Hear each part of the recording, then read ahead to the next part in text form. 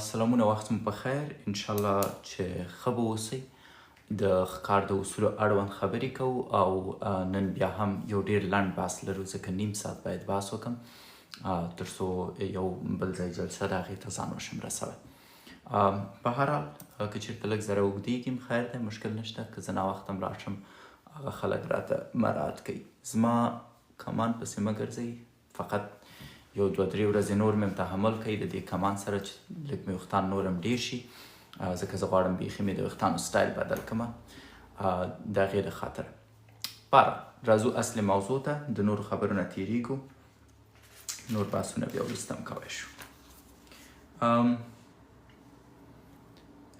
یو شی را سره په ژوند کې ومنئ چې ستاسو تر ټولو ستر دښمن تاسو خپله یاست.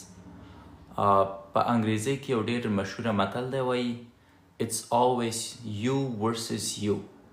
همیشه ته د ځان په وړاندې. که ته ځان ته ماته ورنشي کړی، بل څوک تا نشي ماتوی. او که ته ځان ګټونکی نشي کړی، بل څوک تا ګټونکی کوی نشي. نو ډیری خلک په ژوند کې کیدای شي فکر وکړي چې زه فلان سره رقابت لرم، زه د ستان سره رقابت لرم، باید د دې سړي نه مخکې شم، باید د هغې سړي نه وروسته پاتې شم، دا سړی پیسې لري، باید د ده نه ډېرې پیسې ولرم. دا مبارزه غلطه ده.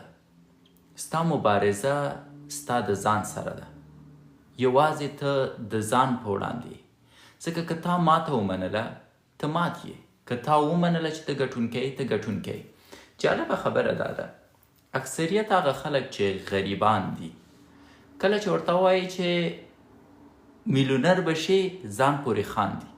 مونږ او میلیونر کېدل، ځکه خو میلیونر کېږي نه. په کومه ورځ چې ته آینې ته ودرېدې او خپلو سترګو ته دې وکتل او ودې ویلې چې هی زه باید میلیونر شم، او په کومه ورځ چې ته پوه شوې چې ستا د نه میلیونر کېدو اصلي معنی ته په خپله یې، په هغه ورځ ته ګټونکی. او دا سخت کار دی، د دونه اسانه کار نه دی. ځکه زه لګیا یم په دې لاره کې مبارزه کوم، تاسو لګیا یې مبارزه کوئ.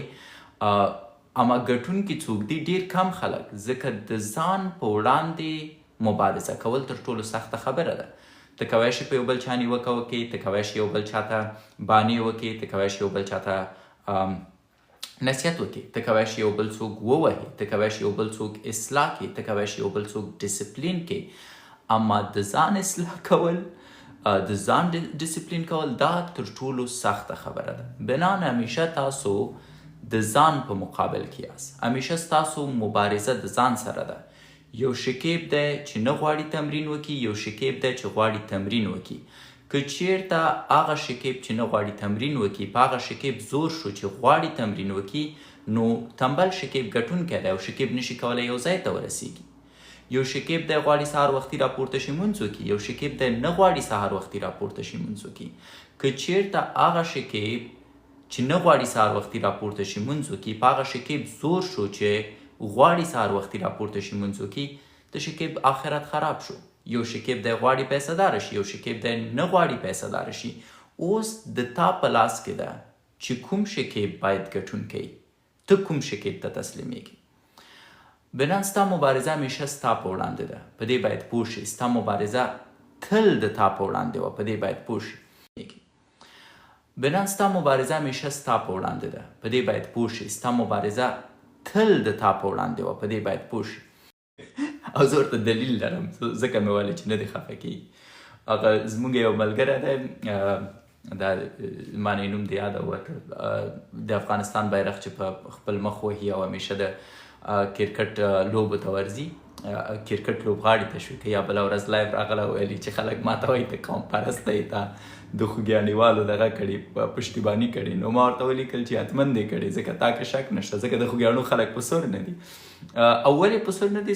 دوی عجیب و غریب خلک دي. زه د خوږیاڼو د خلکو سره مینه هم لرم، ترېنه ډارېږم هم. یوازیني چا نه چې ډارېږم د خوږیاڼو خلک دي، ځکه زه خپله خوږیاڼیوال یم او وینم چې چندان خلک نه دي. یو مثال به یې درته درکړم.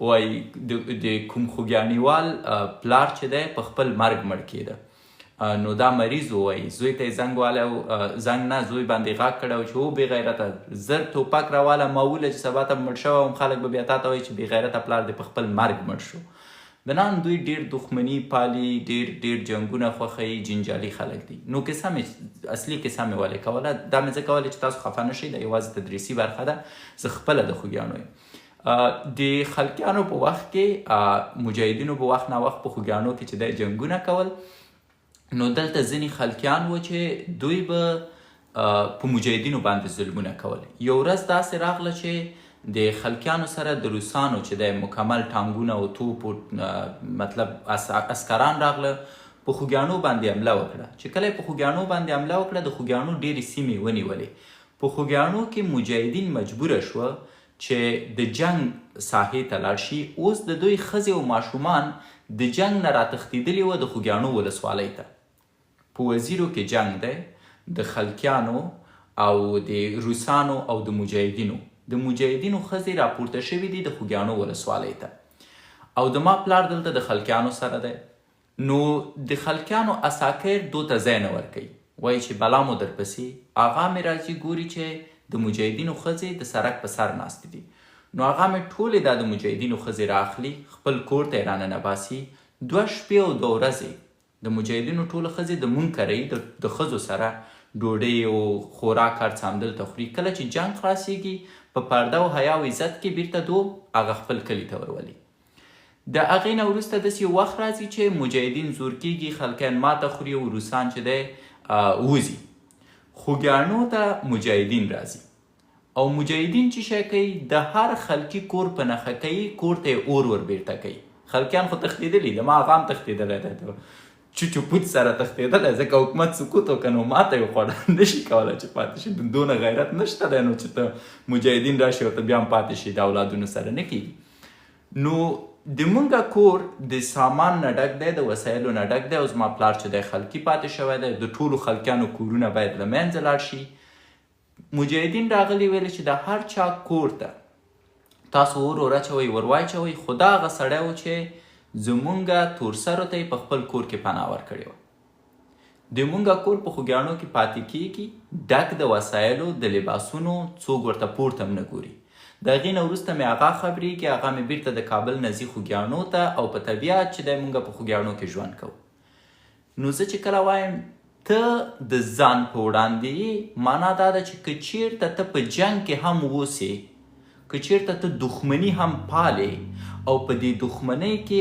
هغه د انسانیت لیول ته پام وکړي بیا هم تا ته څوک ضرر نشي رسوی یعنی دښمن به دې کور ته اور نه اچي ولې چون ته د ځان په وړاندې وي ځکه هغه د مجاهدینو کومې ښځې چې وي هغه مې ورته د خویندو په سترګه کتل او هیڅوک نه غواړي چې خپله خور د سړک په سر وګوري او د دې یوې مرستې دپاره چون د ما پلار د مجاهدینو میرمنو ته د خور په سترګه وکتل ځکه زما د پلار کور محفوظه پاتې شو او مجاهدینو ورته د ورور په سترګه وکتل نو ځکه مې دا مثال تاسو ته درکړ که تاسو سره ښه کیږي که تاسو سره بد کیږي د دې دپاره دی چې تاسو به په خپله ښه کړي که بد کیږي د دې دپاره دی چې تاسو به په خپله بد کړي که تاسو ګټونکي کیږئ د دې دپاره به چې خپله مو غوښتي ګټونکي اوسئ که تاسو بایلونکي کیږئ شاید د دې دپاره چې ستاسو کړنې د بایلونکي دي بنان it's you versus you همیشه ته د ځان په وړاندې اوس چې کله ته د ځان په وړاندې پکار ده چې دلته چون د تاسو ټول فوکس په دې ده چې څنګه دا بحث د مالي اړخ هم چې دی وڅېړو تر څو تاسو پوه شئ چې په ژوند کې د مالي اړخ نه څنګه پرېکړې وکړئ ښه راځو بحث خیر د مالي اړخ نه کوو د تاسو د غوښتنې په اساس اوس دا ته چې تصمیم نیسې پیسې پیدا کړي دا ته چې تصمیم نیسې پیسې پیدا نه کړي دا تا پورې اړه لري اما 3 سټپه ما په خپل ژوند کې زده کړي زه فکر کوم ما ته یې نتیجه راکړې او زه ضمانت نه درکوم چې تاسو ته نتیجه درکړي ځکه مالي همیشه پیچلی اړخ دی یو شی یو ته کیدای شي نتیجه ورکړي بل ته نتیجه ورنه کړي مثلا ایلن ماسک ته چې دی ټسلا کمپنۍ نتیجه ورکړې ده جیف بیزوس ته چې دی امازون نتیجه ورکړې ده بیل ګیټس ته مایکروسافت نتیجه ورکړې ده جک ما ته چې دی علی بابا نتیجه ورکړې ده ولادیمیر پوتین ته چې دی سیاست نتیجه ورکړې ده راشد خان ته چې دی کرکټ نتیجه ورکړې ده د هر چا دپاره مختلفې برخې دي او بزنس داسې نه دی چې یو فرمول ولري چې کوم ماته نتیجه راکړي هغه حتما تاته نتیجه درکړي. ولې 3 شیان دي، 3 اصول دي، 3 اصل دي چې که چېرته تاسو غواړئ پیسه داره شئ، زما په نظر دا هر چاته نتیجه ورکوي. او که چېرته دا در سره یاداشت کړئ، د یو ورور، د یو کوچني ورور نصیحت دی تاسو ته، زه فکر کوم کولی شي ستاسو په ژوند کې ډیر پراخ بدلون راولي او د تاسو ژوند لکه په مطلق شکل بدلولی شي. لومړنۍ خبره چې زه تاسو ته کوی شم هغه زما یو رولز دي. فرض وکړه ته په بدو شرایطو کې او ته غواړې خپل شرایط بدل کړي. لومړنی اصول د ما دپاره دا دي pick anything for free. هر هغه څه چې مفت ستا په مخه کې دي هغه واخله، ته استفاده وکړه. دا باید ستاسو د ژوند لومړی اصل وي که چېرته غواړئ بریالی شئ. یو مثال در کوم. زه چې کله دلته راغلم د یو مسافر په توګه ما وغوښتل چې ځان چلنج کړم. د ما هر څه پاتې و په افغانستان کې، کلینیک مې پاتې په افغانستان کې، د مقوي خوړو فابریکه مې پاتې په افغانستان کې، د سیمساري کاسمیټکس مې پاتې په افغانستان کې، ځمکې مې په افغانستان کې پاتې دي. زه او شاید په دې باور ونه کوي، زه چې کله دلته راغلم د $15 سره راغلم او ما ویلې چې زه وګورم چې څه کیږي، آیا زه کولی شم خپل ژوند د صفر نه شروع کړم. او د حکومت ما سره مرسته صفر وه، ځکه حکومت ما سره مرسته په مطلق شکل نه کوله. په داسې شرایطو کې چې څه وشول، لومړنی کار چې ما وکړه pick anything for free. هر هغه څه چې تا ته مفت درکول کیږي اول هغه راواخله. زه لاړم مثلا یو کور ته چې ظاهرا ښه کور نه و، یو کوچلو اتاق و، بټ مفت و. I said I will settle down. د دې په ځای چې لاړ شم یو لوکس هوټل کې پیسې ورکړم، ولې په مفت کور کې ونه اوسم. د هغې نه وروسته مې وکتل چې آیا حکومت ما سره مرسته کوی شي که نه، زما خپلوان. سو لومړۍ برخه دا وه چې هر هغه څه چې ما سره وه هغه ما چې مفت وه هغه ما واخیسته. دا لومړۍ برخه وه، ځکه ته غواړې ریټریټ شي، ته غواړې هر څه د صفر نه شروع کړې. پس لومړی ته باید د هغه مرستې ته ښه راغلاست ووایي کومه چې ته یې اخیستلی شي. فرض وکړو یو ځوان دی په فرانسه کې دی، دا اوس نوی راغلی فرانسې ته، یا بیکاره دی یا غواړي خپل ژوند جوړ کړي. لومړی دې وګوري چې دا څه لاسته راوړی شي په مفتو کې، د هغې نه د استفاده وکړي. دومه برخه چې ده، دومه برخه خپلو مهارتونو نه باید استفاده وکړي تر څو په پښو ودرېږي. دا اوس ډېره زیاته مهمه خبره ده. د خپلو مهارتونو نه د استفادې خبره ځکه کوم چې یوازینی په بدو شرایطو کې یوازینی شی چې ستاسو په درد خوري هغه ستاسو مهارتونه دي. فرض وکړه زموږ یو ملګری راغلی دی د افغانستان نه دلته خارج ته، او اوس چې دی وایي حکومت راته مثلا پیسې راکوي، خو زه نه غواړم په افغانستان کې زه مثلا نانوای وم، زه نه غواړم اوس دلته نانوای اوسم، یا زه په سپیشل فورس کې وم، زه نه غواړم دلته په سپیشل فورس کې اوسم.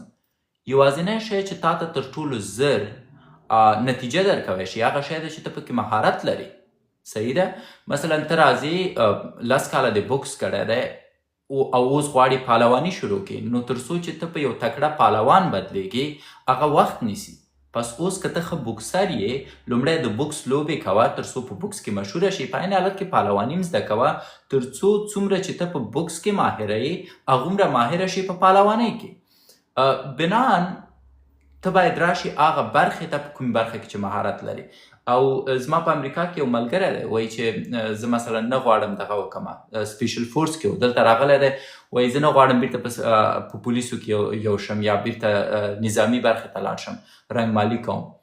6 میاشتې رنګمالي وکړه، اخر یې زړه م ترې تور شو. هغه چاته چې رنګمالي کوله هغه هم ترې نه راضي نه و، دی هم راضي نه و، او خبره خرابه شوه. ما ته ویلې اوس څه وکړم؟ ما ورته ویلې ما خو درته ویلي وه په کوم شي کې چې مهارت لري هغې شي ته شروع وکړه. لاړه د امریکا پولیسو ته یې اپلای وکړله، اوس په پولیسو کې دی ښه لوکس معاش ورکوي. زه راغلم دلته مثلا زه یو ډاکټر وم، زما تر ټولو ډېر زده طبابت و. زما لومړی کار دا و چې زه باید په طبابت کې شروع وکړم. هو وروسته زما نیت دا دی چې زه پولیس شم، یعنې زه نه غواړم طبابت دلته په کاناډا کې دوامداره مخ ته یوسم، ځکه زه فکر کوم باید سیاست ته مخه کړم، نو غواړم د پولیسۍ نه یې شروع کړم. اوس زه به دلته په طبي برخه کې تر هغې کار کوم تر څو آماده کېږم دې ته چې یو پولیس اوسم. صحیح ده؟ سو لومړی pick anything which is free، هر هغه څه چې مفتی هغه واخله تر څو ته ریټریټ شي. دوم، کوم مهارت چې لرې د هغې نه استفاده وکړه تر څو وشي کولی دفتن ځان ته یو څه وکړي. دریمه مرحله کې به دې ته بیا خپلو خوبونو ته کار کوي. په دریمه مرحله کې ځکه اوس ته ریټریټ شوی، اوس ته هغه کوم مهارت چې لرې د هغې نه یو حاصل اخلي او اوس ته وخت لري تر څو فکر وکړي چې بیا ځلي څه وکړي، په کوم شکل یې وکړي او په کوم انداز یې وکړي. ځکه تر څو چې ستا ماغزه ارامه نه وي ته سوچ نشي کوی، تر څو چې ستا ماغزه ارامه نه وي ته فکر نشي کوی. بنام د ما دپاره دغه درې شیانو ډېره زیاته نتیجه ورکړې همیشه هر ځای کې. او زما په ژوند کې چې دی دا تر ټولو مهمه برخه وه. زه یو مثال درته درکوم. ما غوښتل ځمکه واخلم او په دې ځمکه کې کلینیک جوړ کړم. نو لومړی اصل د ما دا و چې وګورم تر ټولو ارزانه ځمکه چیرته پیدا کوی شم او وګورم چې زه د چا نه قرض اخیستی شم تر څو د قرض په پیسو باندې ځمکه واخلم، خپلې پیسې مې په بانک کې پاتې شي.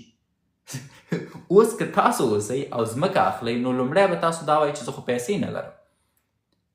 زه پیسې لرم، غواړم ځمکه واخلم پکې کلینیک جوړ کړم. زما لومړی فکر دا و چې زه باید څه وکم چې ارزانه ځمکه پیدا کړم. دوهم، د چا نه قرض وکم چې دا ځمکه په قرض واخلم، په قرض یې جوړه کړم پرته د دې چې زما د بانک نه کومه روپۍ مصرف شي. نو ما څه وکړه؟ یو ځای ولټوه، بل ځای ولټوه، د الکوزي د شرکت تر شا مې چې دی یوه ځمکه پیدا کړه او دا مې ولیده چې تر ټولو ارزانه ځمکه ده نسبت نورو ځمکو ته. قواله مې چک کړه، هر څه مې چک کړه، ښه په څو روپۍ ده؟ بسفی چې دی په 15 لکه وه او دا 4 بسفي ځمکه وه، تقریبا 20 لکه روپۍ کېدی. ما ویلې ډېر ښه، زه د چا نه پیسې اخیستی شم؟ آغا نه مې که وغواړم شاید یو 2 لکه راکړي، ماماګانو نه مې څنګه، کاکاګانو نه مې څنګه، یو ته زنګ وهه. ولې؟ چون لومړی اصل دا دی pick anything which is for free. هر هغه څه چې وړیا دي او تا ته چې دی مخ ته درځي لومړی ته باید هغه راواخلې. خو زنګونه وشوه، یو 10 لکه روپۍ ما آماده کړې، د خپلوانو نه په قرض واخیستې، 10 لکه مې خپلې پکې واچولې. د هغې نه وروسته مې چې دی په دې ځمکه باندې سرمایه ګزاري وکړه. اوس مې ځمکه واخیسته، باید په دې ځمکه کې ما وداني کړې وه، په دې ځمکه کې مې باید آبادي کړې وه. دې ځمکې دیوالونه وه زاړه وه، د دې ځمکې سنګکارۍ وې، تیږې وې، زړې وې، غټې غټې تیږې پکې پرتې وې. نو ما کولی شو چې نوې تیږې راوړم، اما pick anything which is for free. لومړی ما هغه دیوالونه چې وران کړه، کومې خښتې چې په درد خوړل کېدې او ماتې شوې نه وې هغه مې جدا کړې، کومې تیږې چې د سنګکارۍ وې هغه مې جدا کړې، کومې غټې تیږې چې وې هغه مې میده کړې. نو زما تقریبا بیرته راته یو نوی دیوال په هماغه زړو سنګکاریو او خښتو باندې وشو. So pick anything for free. دومه برخه کې د خپلو مهارتونو نه ته باید استفاده وکړي. ښه خپل مهارت چې و د ما 10 لکه روپۍ سرمایه وې چې ما ور واچوله. زما مهارت چې شو مثلا ما 3-4 کارګرو نه پوښتنه کوله، یو ته به مې 2 روپۍ مصرف کېږي، یو ټیکهدار سره به خبرې کولې، بل ټیکهدار سره به خبرې کولې تر څو ځای جوړ شو. او په وروستیو کې چې کله دا کلینیک جوړ شو، اوس ما کولی شو په دې کې دوکانداري وکړم، ما کولی شو په دې کې دا په کرایه ورکړم. ولې مې کلینیک ته جوړ کړ؟ د دې د خاطره چې زه خپله ډاکټر وم، ځکه په دې برخه کې ما مهارت درلوده، ځکه په دې برخه کې زه چلیدی شوم. نو کله چې ما پکې کلینیک جوړ کړ، کلینیک وچلیده، د کلینیک تر څنګ مونږ چې دی بیا ورته یو رستوران جوړ کړ، ځکه مریضان راځي، د مریضانو سره پیواز راځي، هلته به کلینیک کې مریض پروت وي، دلته اوس یو هوټلک مې ورته رامنځته کړ. نو ما ته اول نتیجه چې شي راکړه، لومړي 2 اصولو راته نتیجه راکړه. په دریمه برخه کې چې زما خوب و چې بیا دا ځای پراخه شي او په یو غټ تجارت بدل شي، هغې ته مې کار شروع کړ. نو که چیرته تاسو غواړئ په خپل ژوند کې مخ ته لاړ شئ، باید د دې 3 مراحلو په اساس مخ ته لاړ شئ. او دا 3 مراحل چې کله تاسو په صحیح شکل تحلیلوئ، تاسو د ورخطایۍ نه ژغوري، تاسو د دې نه ژغوري چې وویریږئ، د دې نه ژغوري چې ورخطا شئ، د دې نه ژغوري چې خفه اوسئ، د دې نه ژغوري چې خپلو اهدافو باندې صحیح تمرکز ونه شئ کوئ. بنان دغه اوس هر یو ستاسو چې دا نن ناست یې زما غږ اورئ، هر یو ستاسو دغه اوس کولی شئ خپل ژوند په عادي شکل مخ ته یوسئ، که چیرته عاید ولرئ که چیرته ونه لرئ. ځکه یو څوک به وي چې تاسو سره اوسي، یو څوک به وي چې تاسو ته لاس درکړي، یو څوک به وي چې تاسو سره مرسته وکړي. پس که چیرته تاسو دومره وخت لرئ چې فکر وکئ او یو څوک شته دی چې تاسو حمایت کړي، نو دوهم پړاو کې باید تاسو چیا وکئ؟ د خپل مهارت نه استفاده وکئ. یوازینی شي چې زه مخالف یم هغه په ځان فشار راوستل دي، ځکه ژوند ډیر تیز روان دی او ژوند هغه وخت خوندور دی چې ته تر ډیره حده پورې په نورو حساب وکړي، نور په تا حساب وکړي. مطلب ژوند په راشه او درشه باندې جوړ دی. کله به ته راځې، کله به زه درځم. ژوند په دې جوړ دی چې د یو بل سره سړی مشوره وکړي، د یو بل سره خبرې وکړي، په یو بل باندې حساب وکړي او یو بل ته چې دی داسې شي لکه غر، لکه ستنه. مونږ کله خرابېږو؟ هغه وخت چې ځانځاني فکر شروع شي. مثلا زه د ځان په اړه فکر وکړم، ته د ځان په اړه فکر وکړي، بیا نه د تا نه چې شی جوړېږي، نه د ما نه چې شی جوړېږي. بنان ما معمولا هغه خلک لیدلي چې میلیونر شوي دي چې داسې ورونه یې چې په یو بل حساب کوي. معمولا زه یو مثال درکوم، معمولا هغه ورونه یو ځای ته رسېدلي تر ټولو ډېر زیات پیسه داره شوي دي چې یو ورور ویلي چې سړیه زما خو وظیفه شته ده، ته بېغمه کښېنه، چرت مه وهه، سوچ مه کوه، خپلو خوبونو ته ځان ورسوه. اوس دا دوم ورور وایي واو زما ورور شته دی، هغه وظیفه لري، هغه مسؤلیتونه په غاړه اخلي، زما دپاره چې شی پکار دی خپلو خوبونو ته باید ځان ورسوم. او کله چې د ده دا ماغزه ارامه شي، په ده باندې دا فشار نور نه وي چې رښتیا په ما باندې نور مصیبت نشته، په ما باندې نوره ستونزه نشته، نو دا هغه وخت کولی شي په اساسي شکل باندې تمرکز وکړي، هغه وخت کولی شي په اساسي شکل باندې فکر وکړي. زموږ چې شی دی، یو ځوان به ډېرې غټې هیلې لري، ډېرې سترې هیلې به لري. مونږ دغه وخت او فرصت نه ورکوو تر څو هغه خپلو هیلو ته فکر وکړي او هغه عملي کړي. ځکه هغه بیچاره حیران وي چې زه باید داسې یو کار وکړم چې دغه ته نتیجه ورکړي، او کله چې ته نتیجې پسې ګرځې هغه شی نتیجه نه ورکوي. همیشه ژوند همداسې دی. کله چې ته وایې چې دغه شی باید نتیجه راکړي هغه نتیجه نه درکوي، کله چې ته وایې چې دغه شی نتیجه نه ورکوي هغه نتیجه درکوي. سو ته باید دوامداره هڅې وکړې، دوامداره تلاش وکړې تر څو یو داسې څه پیدا کړي چې هغه تا ته نتیجه درکړي، په شرط د دې چې د تا په سر باندې فشار نه وي، په شرط د دې چې د تا په سر باندې یو چا توفنچه نه وي نیولې چې زر کوه ولې نه کېږي، ته بیا هسې نتیجه تاسې نشئ کولی چېرته ورسېږي. ځینې وخت زه دا خبرې کوم، زما مورکۍ اوري بیا ډېر زیات بد تاثیر ورباندې کوي. زه وایم په افغانستان کې چې څومره ځوانان دي د دې د خاطره ناکامه دي، د دې د خاطره د پردیو مزدور دي چې د دوی میندې او پلرونه چندان نه دي. بیا مورکۍ په غوسه کېږي. یو ځوان دی غواړي فکر وکړي، تمرکز وکړي چې یو ځای ته ورسېږي، خپل خوب سم کړي. مور یې ورته وایي چې د تا نه لکه چې جوړ نه شو، نه ته خو کوم ځای ته نه رسېږي، تا خو تر اوسه پورې وظیفه پیدا نه کړه، ولعلم چې تا نه چې جوړ شي. اوس دا خبرې د هغه په مغز کې داسې دي لکه سوساید اټاک، لکه انتحاري. اوس هغه سړی چې کله دا خبرې اوري د فشار لاندې راځي، کله چې د فشار لاندې راغی پرمختګ نشي کوی. زه داسې ځوانان پیژنم چې په دفتر کې وه، وظیفه یې لرله، خو کله به چې کور ته تله مثلا مورکۍ به ورته دا بګولالې غږولې چې ولا غریبي زښته ډېره شوې، ښه دی چې ته وظیفه لرې، که دا وظیفه دې نه وه خو نو موږ خو به د سرک په سر ناست وو. اوس دا ځوان که چېرته په دفتر کې مختم تلی شو نور نشي تلی، ځکه ویره لري چې ښه دا خو مور وایي چې خلک د سرک په سر کېنېږي، خدای که دا وظیفه د لاسه ورکړم زه خو تباه یم. او کله چې ته ډار ولرې، ته نشي کوی مدیر سره سترګې په سترګې شي، ته نشي کوی خپل حق وغواړې، ته نشي کوی په یو کمپنۍ کې مخ ته لاړ شي. زما په ژوند کې د ما د پرمختګ اساسي دلیل زما پلار و. زه به مثلا زه په دفتر کې وم، رابغلم، پلار به مې راته ویل څنګه چل دی، ما به ورته ویلې والا هغه دا مدیر را سره لږ ظلم کوي، راته به یې راوکته خو دا دفتر پرېږده زوی. ما به ورته ویلې هغه که چېرته زه دا دفتر پرېږدم معاش نه اوسي مشکل ولي، پلار دې ژوندی دی، نو خو چې مدیر دې چندان سړی نه دی، دا پرېږده، زه په تا باور لرم د دې نه به لوکس وظیفه پیدا کړې. دا ګوره ډېره عادي خبره ده، خو کله به مې چې پلار راته وکړه ما نه به شعر جوړ شو، داسې به مې ځان نیغ که سبا ته به لاړم مدیر ته به داسې ولاړم چې زما سره د ستونزه څه ده، که خوشحاله نه یې زه استعفا ورکوم. مدیر به وډار شو چې که دا سړی استعفا ورکړي خو هلته زه شرمېږم چې ولې د استعفا، هغه به عذر وزارۍ وکړي، نه وروره خبره حل ده، مشکل به حل شو. رابغلم هغه ته به مې ویلې والا دفتر کې مې بیخي کارونه تکراري شوي، ما ته به ویلې چې زوی هر ځای کې چې اوبه ډنډ شي ګنده کېږي 2 کاله دې په یو پوسټ کې کار کړی خو نورې پرېږده که چېرته بل پوسټ نه درکوي استعفا ورکوي او بل ځای ته لاړ شه زه به لاړم سبا ته مدیر ته نیغ کېناستم چې سړیه که ما یو بل ځای ته لیږي چې پورته یې ښه دی که نه زه استعفا ورکوم بنان هر څه ستا د کورنۍ اړوند دي که ستا کورنۍ تا حمایت کی که ستا ښځه ته حمایت کی که ستا پلار ته حمایت کی که ستا مور ته حمایت کی که ستا ورونه ته حمایت کی که ستا خویندې ته حمایت کی دومره درته ووایي چې سړیه د کار په کیسه کې مه اوسېږه لاړ شه څه دی چې په خوښه یې پې چرت ووهه هغه کار وکړه مونږ یو خدای مهربانه دی رب روزي رسان دی هیڅ بل څه شی درته نه وایي دومره درته وایي چې سړیه اندېښنه مه کوه خدای روزي رسان دی څه دی چې په نصیب کې هغه در رسیږي که هره مور خپل اولاد ته دغه 2 جملې ووایي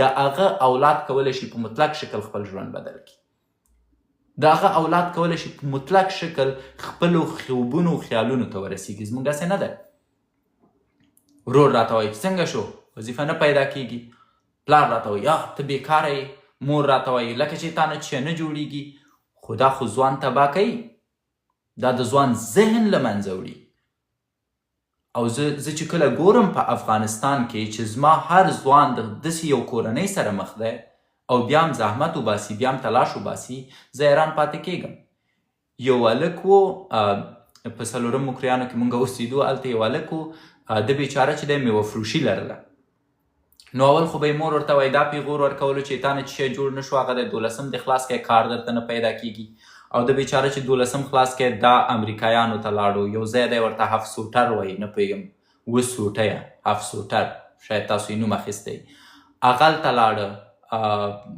هغه ځای ونه شو بیچاره چې دی ماموریت پسې وګرځېده ونه شو وزارت معارف ته لاړ ونه شو آخر مور و پلار دومره په تنګ چې تا نه چې نه جوړیږي وظیفه نشي پیدا کوی 12 نه فارغ شوي چې چېرته پیدا نه شو غټه ګیره دې راغلې بېکاره ګرځي فلان و بستان سړی ډېر مجبوره شو هغه وظیفه پیدا کوی شوه هر ځل به چې کور ته تلو د کورنۍ دا مزخرفې خبرې به یې چې اورېدې په ذهن باندې به یې فشار راته کله چې تا په ذهن فشار راشي ته د فرصتونو نه استفاده نشي کوی دا داسې ده لکه په کرکټ کې چې تا دغه بیټ لاس کې نیولی او ټول درته وایي چې لکه چې آوټ شوې تا نه څه نه جوړیږي د تا هغه ټول کنفیډنس له منځه ځي لکه د راشد خان کله چې راشد خان یو اور لاړه په آی پی ایل کې ولوبېده ویې ټکوه ده ته چې دی یو بېعقله کپټان وویلی چې راشه نور کلارې کښېنه د ده بیچاره ټول کنفیډنس راغله ښکته شو صحیح ده نو کله چې د کنفیډنس ښکته شوه د هغې نه وروسته راشد خان نور نشو کولی چې خپل پرفارمنس بیرته سم کړي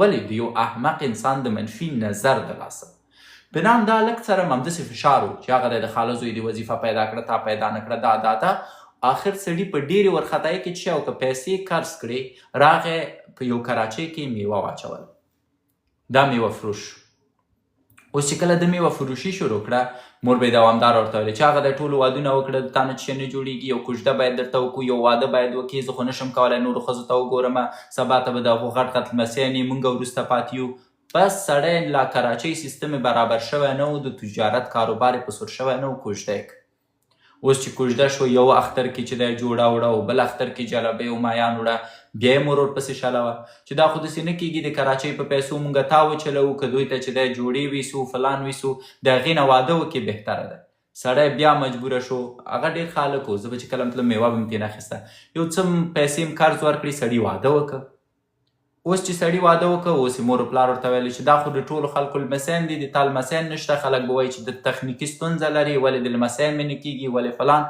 سړي زوی راوړ کله چې سړي زوی راوړ اوس یې مور ورته شروع وکړه چې د واده قرضونه دي د ما په سر دي د زوی پمپر ته د پیسې نشته د زوی شیدو ته د پیسې نشته په دې کراچۍ ولاکه شل کې سړی نور د فشار لاندې راغی چې رښتیا د واده په قرض کې ګیر یم د اولاد شیدې مې نشم ورته اخیستلی سیریلاک نشم ورته اخیستی پمپر ورته نشم اخیستی د ښځې مسؤلیت مې صحیح نشم ادا کوی کورنۍ ته چې د خپل مسؤلیت صحیح نشم ادا کوی په یو سهار راجګېږو چغې دي ژړا ده هغې طرف ته د دوی خامه کورونه دي ورغلو څه خبره ده هلک په خپله کوټه کې ځان وژنه کړې د چا د لاسه مسؤل څوک دی مور او پلار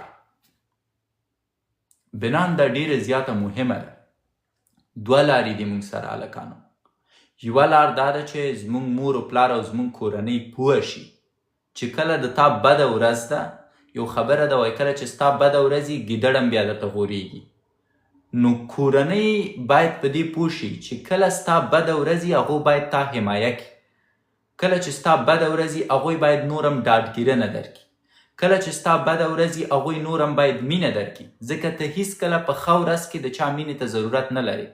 په ښه ورځ کې د چا سپورټ ته ضرورت نه لري. هغه معنا نه لري چې تا ښه ورځ وي تا سره په میلیونهاو ډالري پیسې بیا یو څوک راشي درته احترام و قدر وکړي. هغه قدر خو هر څوک کوي په پیسه دارۍ کې. اصلي ورور دی هغه دی، اصلي کورنۍ هغه ده، اصلي پلار هغه دی، اصلي مور هغه ده چې ستا ورځ خرابه اوسي دوی درته احترام وکړي، دوی ډاډګیرنه درکړي، دوی در باندې لاس کږدي او دوی درته وایي چې مخته لاړ شه زمری. په هر چا بده ورځ راځي، په چا نه راځي. خو دومه خبره دا ده چې که چیرته د داسې کورنۍ خاوندان نه یې چې په بده ورځ کې دی تاسو ته ډاډګیرنه درکړي، داسې کورنۍ لرئ چې نور مو ورخطا کوي، نور هم بدې خبرې درته کوي، نو بیا وروره ته تنها زمری یې. بیا ته باید د هغوی خبرو ته ارزښت ورنکړي، بیا ته باید په خپلو خوبونو باور ولري او بیا ته باید د هغوی خبرې د خپلو خوبونو نه مهمې ونه ګڼې.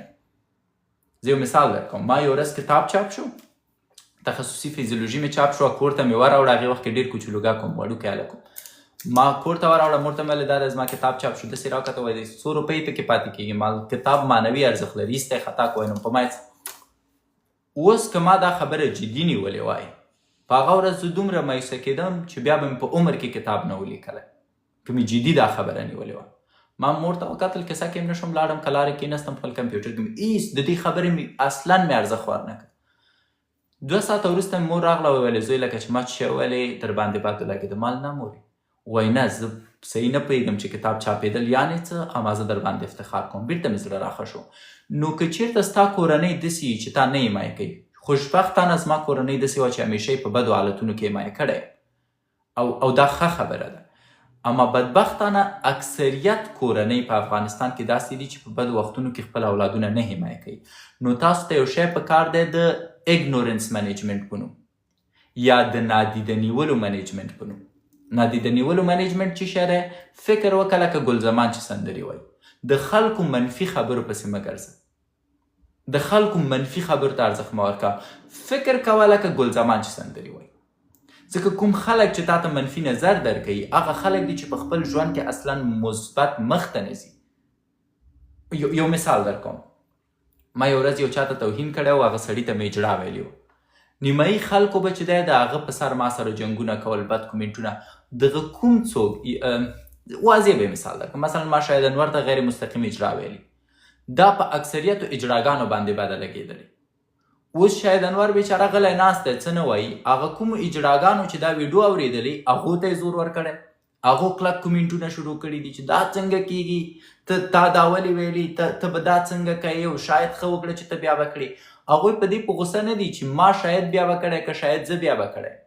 هغوی په دې په غوسه دي چې شکیب اجړا ته توهین کړی او دا اجړا خو زه یم.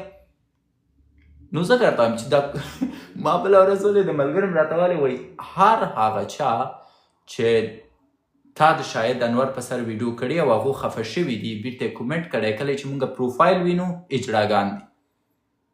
یعنی د شاهد انور نه چې چا دفاع کړي او څوک چې د ما په ضد کومنټ کوي د دې د خاطره چې د شاهد انور دفاع وکړي اجړا دی. اوس یې زور ورکړی چې شکیب ولې اجړا یاد کړی، خو جنګ یې شاهد انور سو ولې ما ته توهین کړی.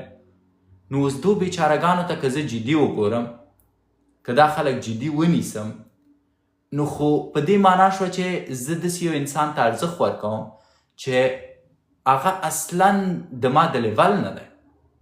مطلب جنګ د ما د شاهد سره دی او ما پکې بیا به کړی اجړا دی او اجړا ته یې زور ورکړی او اجړا اوس غواړي ما ته یو څه ووایي چې زور راکړي. او که چیرته زه د اجړا خبرو ته ارزښت ورکم، مانه شاهد انور پاتې دی، زه خو بیا هغه سره رقابت نشم کوی. او که چیرته اجړا نادیده نیسم نو اجړا ته خو زور ورکوي. نو اوس اجړا به څه وایي؟ اجړا به یا د شاهد انور نه دفاع کوي، اجړا به یا ماته وایي چې غیبت کوي، اجړا به یا ماته وایي چې مطلب یو شی به وایي، اما داسې نشي ویلی مستقیم بیچاره سړي ستا ویډیو په ما ځکه بده لګېدلې چې تا اجړا ته توهین کړی او زه اجړا یم. تا ولې ماته توهین کړی؟ د شاهد انور دا داسې دی لکه د ما او د شاهد انور چې جنګ او یو اجرا ولاړي چې وګوري چې څوک ګټي، او زه د شاهد انور په ځای ټړق څپېړه اجرا ته ورکړم، نو دا بیچاره وایي جنګ د شاهد انور سره څپېړه دې ماته راکړه، نو خود به مخ درد کوي، خود به ماته کنځلې کوي. بنان دا اصول زده کوي. اګنور منیجمنټ ډېر زیات مهم دی په ژوند کې، او دې ته باید متوجه اوسئ. اګنور کوي هغه خلک کوم خلک چې مهم نه دي او نظر ورکوي، کوم خلک چې تا ته اصلا ارزښت ته ورته نه ورکوي او دوی د نورو خلکو جنګونه ګټي. او دا تخنیکونه زده کوي. لطفا کله چې تاسو په ژوند کې دا تخنیکونه زده کوي، د ډیرو خلکو زړونه بدولی شي او د ډیرو خلکو نه مخکې کیدی شي، ځکه د مونږ سره په ژوند کې عجیب و غریبې لوبې کیږي. مثلا یوه غټه لوبه همدا ده چې دا سړی پرمختګ کوي، ډیر ښه روان دی، باعزته انسان دی، غرور لري، لیاقت لري، څنګه یې له منځه یوسو؟ راځه کنځلې ورته وکړه. اوس دلته فرض وکړه یو ډله لنډغر دي، یو نفر راځي تا ته کنځلې کوي او دا لنډغر وایي ته یې بیا کړې یاله چې فلان شو. په کنځلو کولو څوک هغه څوک بیابېږي څوک چې کنځلې کوي. کله چې ته د دوه نفرو سره جنګ کوي، صحیح ده، دوه نفره په رنګ کې دي او دواړه بوکسر دي، اوس ته بوکس واری او هغه چې دی چغې وایي درته کنځلې کوي، ښایي دلته ګټونکی څوک دی؟ هغه څوک ګټونکی دی چې بوکس واری، نه هغه څوک چې کنځلې کوي. یو دوه نفره ناست دي دلیل وایي، یو نفر یو پیره په د خبرو په منځ کې جګېږي، چغې وایي، کنځلې کوي. ښایي دلته ګټونکی او برحقه څوک دی؟ هغه څوک ګټونکی او برحقه دی چې دلیل وایي او غلی ناست دی ورور. بنان 3 خبرې بیا درته کوم او دا په یاد ولرئ. اوله خبره مې وکړه چې ستاسو جنګ تل ستاسو د ځان په وړاندې دی. پوه شئ چې تاسو باید د ځان نه ګټونکي شئ، نه د خلکو نه. مثلا زه دلته راځم، په ما ته ډېر کومنټونه کېږي، 90% خلک مینه راکوي، 10% خلک کیدای شي کنځلې راته وکړي. فرض وکړئ که چېرته ما ته دلته 99% خلک کنځلې وکړي او 1% راته مینه راکړي، زه بیا هم خپل کار ته دوام ورکوم. او که 99% خلک مینه راکړي، 1% راته کنځلې وکړي، بیا هم خپل کار ته دوام ورکوم. او که نه څوک مینه راکړي، نه څوک راته کنځلې وکړي، بیا هم خپل کار ته دوام ورکوم. دې ته وایي اګنورنس منیجمنټ. تاسو باید زده کوئ چې د تاسو جنګ د تاسو په وړاندې دی. زه دلته نه یم راغلی چې تاسو ته ځان نیک معرفي کړم، زه دلته نه یم راغلی چې تاسو ته وښایم زه ډېر ښه سړی یم، زه دلته نه یم راغلی چې تاسو ته وښایم زه ډېر پوه سړی یم. زه دلته راغلی یم چې ځان ته ثابته کړم چې ما یو څه زده کړي، دا زما مسؤلیت دی چې نورو ور انتقال کړم. دا زما مسؤلیت دی چې ما یو شی زده کړی، هغه بیرته تاسو ته در انتقال کړم. او که زه دا کار نه کوم، هلته چې دی ویل کېږي عالم بې عمل زنبوري بې اثر. کوم انسان چې په یو شي پوهېږي او بل چاته هغه نه انتقالوي، رب به د قیامت په ورځ ترې پوښتنه کوي. ځکه رب چې کله تا ته یو څه درښیي، په اصل کې په تا باندې یو مهرباني کوي، یو نعمت درکوي. څومره خلک چې دی دومره خوش نصیبه دي چې لاړ شي پوهنتون ووایي، څومره خلک دومره خوش نصیبه دي چې لاړ شي مکتب ووایي، څومره خلک دومره خوش نصیبه دي چې مور و پلار اجازه ورکړي چې د پوهنتون نه فارغه شي. ډېر کم خلک. بنان که چېرته تا ته خدای زمینه د دې مسایلوي چې 12 کاله درس ووایي، 7 کاله چې دی طب ووایي، 4 کاله تخصص وکړي، د څه شي دپاره؟ د دې دپاره چې کښېنې او ټوله ورځ پیسو ته فکر وکړي؟ نه وروره، خدای پاک ته ټاکلی یې، د دې د خاطر یې ټاکلی چې ته خپل پیام نورو ته انتقال کړی شي. بنان ته باید خپل پیام نورو ته انتقال کړي. او کله چې ته په دې نیت باندې راځي، هیڅوک ستا معنی کیدی نشي. ځکه ستا نیت دا نه دی چې مشهوره شي، ستا نیت دا نه دی چې خلکو ته ځان وښایي، ستا نیت دا نه دی چې خلک دې تشویق کړي. ستا نیت دا دی چې ځان خدای ته ثابت کړي او وایي چې هی شکې ته یو مسؤلیت لري، دا مسؤلیت باید ادا کړي. اوس چې څومره خلک راځي تا ته معنی کیږي، تا ته مشکل جوړوي، هغو وایي ستړي کېږي، په خپله ځي، بله ورځ دې مینهوال کېږي. اکثریت خلکو ما ته کنځلې کړي، په سبا مینهوال شوي، نن را باندې دومره کلک ولاړ دي لکه زما ورونه. بنان ما ته ځینې وخت خندا راځي. مثلا یو نفر ما سره بحث کوي، وایي چې ډاکټره بحث ته خو به دوام ورکړو، خو دلته ما ته خلک کومنټونه کوي، زه یو ځل دته جواب ورکړم. ولې ورور؟ ته راغلی چې خلکو ته وښایي چې ته ښه انسان یې، او کوم خلک چې په دې نیت راځي چې تاسو ته وښایي چې ښه سړی دی. کوم خلک چې په دې نیت راځي چې تاسو ته وښایي چې په تاسو دردیږي، هغه اوس خلک پیژني، ځکه په ظاهره شکل ښکاري. هغوی یو خبره که داسې درته کوي چې ته په ژوند کې ترېنه یو څه زده کوې، 10 خبرې نور د ځان صفت کوي، کوم چې معنا نه لري. بنان ستاسو مبارزه همیشه د خپل ځان سره ده. که چیرته تاسو د خپل ځان نه ګټونکي شوئ، د نړۍ نه ګټونکي یاست. که چیرته تاسو په خپل ځان کې په دې پوه شوئ چې تاسو برحقه یاست، نړۍ مهمه نه ده. که چیرته تاسو په دې پوه شئ چې تاسو د حق په لار روان یاست، نړۍ مهمه نه ده. په نړۍ کې مثلا د شاهد انور اړوند ما نه غوښتل ویډیو وکړم، جدا دومره ویډیو ما نه غوښتل په اړه یې وکړم. اما کله چې هغه کنځلې وکړې، ما وغوښتل بیرته ورته ووایم چې تا کار ونه کړه د کنځلو په اساس. اوس په دې کې به ډېری جړاګان راځي، چون په دو بده لګېدلې، دو به بد کومنټونه کوي، هر څه به وایي. ما ته ځکه مهمه نه ده چې آیا زه د ځان سره په دې پوهېږم چې برحقه یم که نه، د اسلامي اړخ نه زه برحقه یم که نه، د اخلاقي اړخ نه زه برحقه یم که نه، د پښتونولۍ د اړخ نه زه برحقه یم که نه. ځکه ما مې خپله ښځه سرتورې نه ده راویستې، ورسره مې ویډیوګانې نه دي جوړې کړي، ځکه ما خلکو ته کنځلې نه دي کړي. ما خپلو مینهوالو ته په اردو ژبه هغه الفاظ نه دي کار کړي چې او ولې د شاهد انور ولې زه وایم چې اکثرت مینهوالې جړاګان دي، په تاسو بده ونه لګېږي. اما دا یو مثال درته درکوم، ځکه اکثره خلک باید په دې پوه شي چې د شاهد انور ولې اکثریت مینهوال زه وایم چې جړاګان دي. شاهد انور په خپله راضي وایي چې هلو لیډیز and بوسړي والو، هلو لیډیز and بوسړي والو. فرض وکړه ته د شاهد انور فالوور یې او هغه وایي چې سلامونه میرمنو او بوسړي والو، نو دا بوسړي والو لغت تاسو یو ځل واخلئ، ترجمې ته یې واچوئ او وګورئ چې د دې معنا څه شی ده. کله چې تاسو دا لغت اچوئ ترجمې ته او د دې معنا پیدا کوئ، تاسو هغه سړی نه فالو کوئ، او که یې فالو کوئ نو تاسو رسما منئ چې تاسو بوسړي والا یې. نو اوس چې ستا 1 میلیون مینهوال بوسړي والا اوسي، نو زه به هغو ته نور څه ووایم؟ یعنې زه هېڅ ویل نه لرم. که زه راشم دلته کښېنم ووایم چې سلامونه بې غیرتو، خدای ناخسته، معنا دا ده چې زما د ټیک ټاک ټوله کورنۍ ته زه د بې غیرتو په سترګه ګورم، نو کوم څوک چې ما فالو کوي هغه ټول بې غیرته دي. نو که شاهد انور بار بار تا ته وایي بوسړي والو بوسړي والو او ته د هغه نه دفاع کوي، نو خو زه د شاهد انور سره هم نظره یم. زه درته وایم چې بوسړي والو دلته مه راځئ، بوسړي والو ته لاړ شئ، ځکه زه نه پوهېږم بوسړي والو څه معنا. او زه د تاسو نه هیله کوم که چیرته د شاهد انور فین یاست، یو ځل لاړ شئ بوسړي والو سرچ کوئ. پس زه د شاهد انور هر مینهوال ته بوسړي والو وایم، ځکه شاهد انور یې ورته وایي او دوی چې فالو کوي تاییدوي چې مونږ یو. یعنې دې کې زما ستونزه نه ده ورور، تاسو د ځان سره په جنګ یاست. تاسو یو نفر تاسو ته وایي بوسړي والو او تاسو هغه تاییدوئ، It's up to you. بنان اکثریت د هغه مینهوال اجړاګان دي او دا ځکه دي چې دوی په خپله تاییدوي. دا اوس څه شی ده؟ دا هغه څه دي چې ته خلک په وش راولې. دا یو تکتیک دی چې ته خلکو ته وایې چې ورور مې ته چیرته ځې، څه اورې او څوک یې.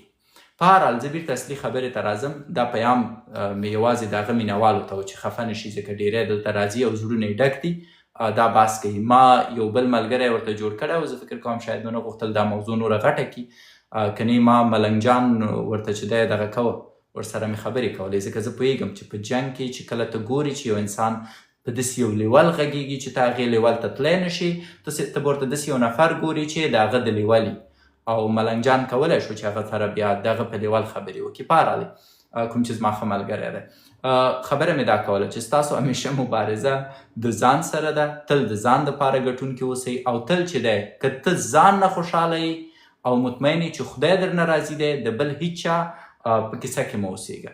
دومره خبره مې دا کوله چې کله په بدو شرایطو کې اوسي، وګوره چې چار اطراف ته دی مفت څه شی دی، وګوره چار اطراف ته دی فری څه شی دی، کوم اپرچونیټیز دي د هغې نه استفاده وکړه. زه یو مثال درکړم په دې کې. زه دا اوس اوسنیو وختو کې د یو کال دپاره آمادګي نیسم خپل طبابت ته، یو کال دپاره بیکاره یم او دلته زه خبر شوم چې په 6 میاشتو کې په کاناډا کې د مکتب شهادتنامه درکوي. نو ما ویل چې 1 کال ته بیکاره یې ولې مکتب ته نه ځي، ولې شهادتنامه نه اخلي؟ سو دټس فری پک. دومه خبره دا ده چې کوم استعداد لري د هغې نه استفاده وکړه تر څو نتیجه ورکړي. زما استعداد چې شی دی، زه چې کله دلته راغلم ډاکټر وم، صحیح ده، زما به طبابت اوس نه خوښېږي، اما چون زه په هغې کې ماهره یم او هغه ماته نتیجه راکوی شي، نو اولنی کار مې په هغې باندې شروع کړی. او دریمه خبره چې تر ټولو مهمه وه دا ده چې کله دې چې بیا هغه کار نتیجه ورکړه، د هغې نه وروسته خپلو خوبو ته کار وکړه.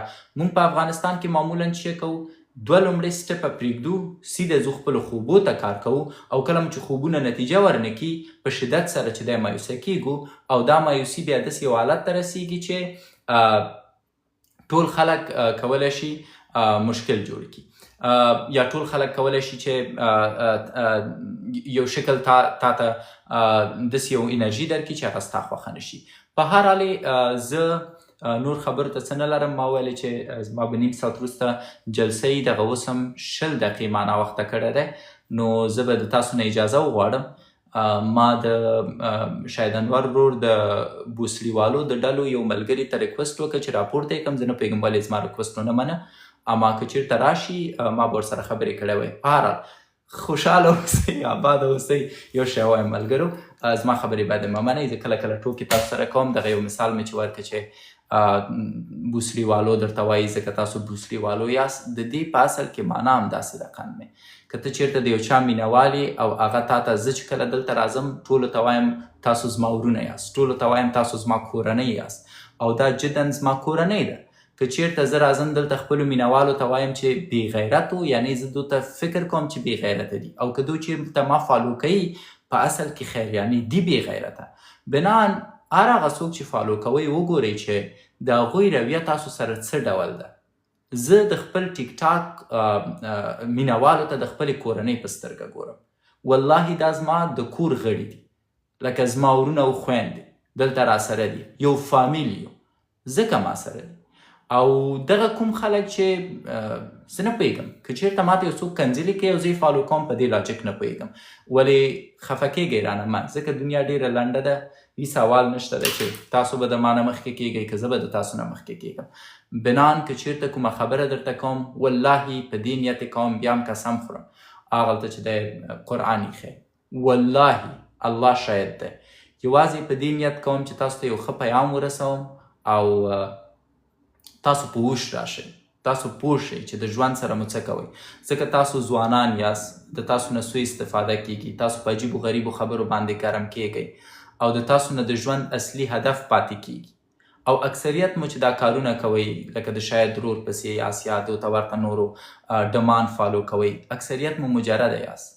لا مو وادونه نه دي کړي، لا مو د ښځې مسؤلیت نه دی لیدلی، لا مو د اولادونو مسؤلیت نه دی لیدلی، شاید ورونه مو چې د مور و پلار مسؤلیت په غاړه اخیستی، لا تر اوسه پورې د مور و پلار د مسؤلیت نه خبر نه یاست.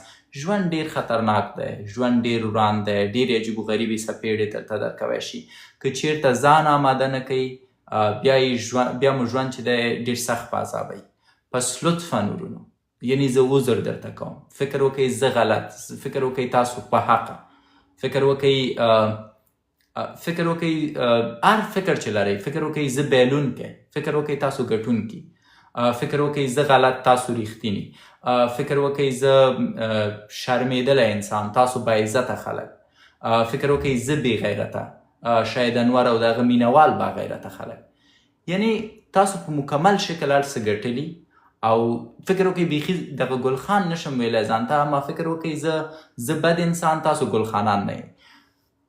اما د ورځې په پای کې یو ځل زما خبرو ته لږ فکر وکئ، لږ د خپل مغز نه استفاده وکئ، لاړ شئ زما ویډیوګانې یو ځل بیا وګورئ او په هغې کې پیدا کړئ چې ما ته کومه ګټه ده چې زه دا خبرې کوم، یا تاسو ته پکې کومه ګټه ده. بنان دغه د ګلخان، د بدلخان او د ګلمرجان ذهنیت لرې کړئ. دا درې هغه لغتونه وه چې ما ډېر پې تاکید وکړ او د ټیک ټاک کې مې مشهوره کړه. بدلخان مو اوسه، ګلخان مو اوسه او ګلمرجان مو اوسه، انشاءالله ژوند دې جوړ دی. نو زه دلته نه یم راغلی چې خدای مکه تاسو ته د هیټ سپیچ وکړم، داسې یو څه وایم چې نفرت پیدا کړم، داسې یو څه وایم چې تاسو بې عزته کړم، ځکه ستاسو عزت زما عزت دی. اما زه دلته راغلی یم چې په تاسو ځورېږم او غواړم تاسو ته یوه لاره وښایم. والله ټول نیت همدا دی. یو دعا کوو الله تعالی دې موږ ټول هدایت کړي، الله تعالی دې د موږ ایمانونه ځواکمن کړي، الله تعالی دې زموږ په وجود کې رښتینی غیرت پیدا کړي، الله تعالی دې موږ دومره د عزت مرتبې ته ورسوي چې د خلکو بې عزتي او د ځان بې عزتي راته ګرانه تمام شي او په هغې ویاړ ونه کړو. الله تعالی دې موږ ته د شهادت مرګ را په نصیب کړي. الله تعالی دې د موږ قبرونه روښانه، پراخه او د مارو لړم نه چې دی ډېر لرې ولري.